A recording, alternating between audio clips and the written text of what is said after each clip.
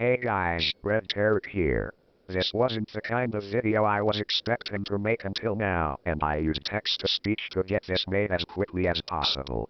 However, I feel I need to share this for my own experience so I can learn from it next time. If you don't know, I'm a digital artist and animator who does self-taught work for others from time to time. At the time of editing this, I'm currently 17 years old. Unfortunately, some people don't treat my work seriously.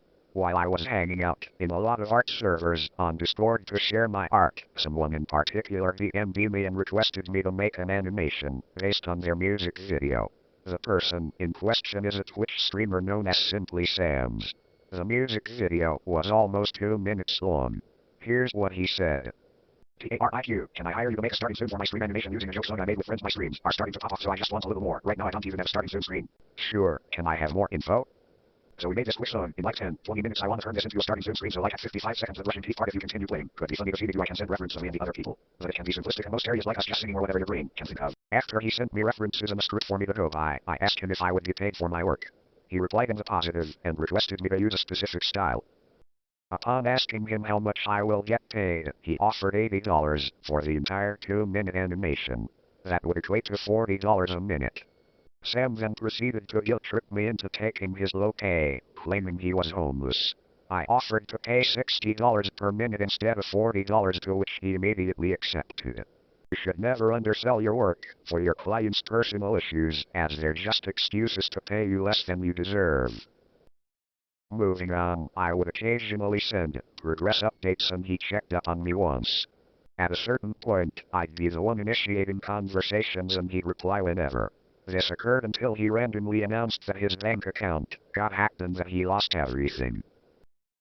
Over a week later he requested I keep the project on hold until he figures everything out. The following month, I reached out to him and he said the situation was fine. He stated he was able to pay me in full now. More than 2 months later, I finished the animatic of the 2-minute animation. I asked him if I should continue with the animation. There was no response. I'm curious, here's the 2-minute animatic I did.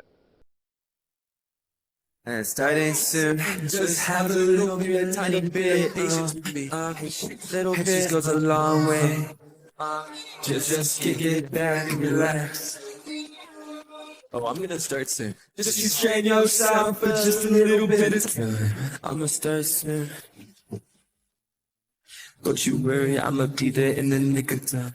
Don't you worry, I'ma be there in the nick of time. Don't you worry, I'ma start soon. Get back, relax. While we get ready for the stream. You go, Teddy. You better get your snack on. Chill with Simply Sam, Teddy, and Bucky Bo. What the?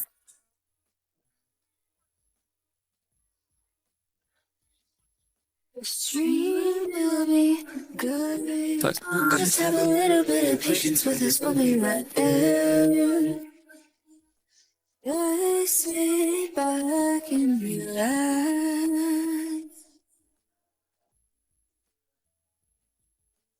Brushing my teeth, washing my face, doing my hair so I can slay. Looking at myself in the mirror, took a lot of time, just wait a little. That's not no crime. That's not no crime. Hey Teddy, you ready? I think. Good.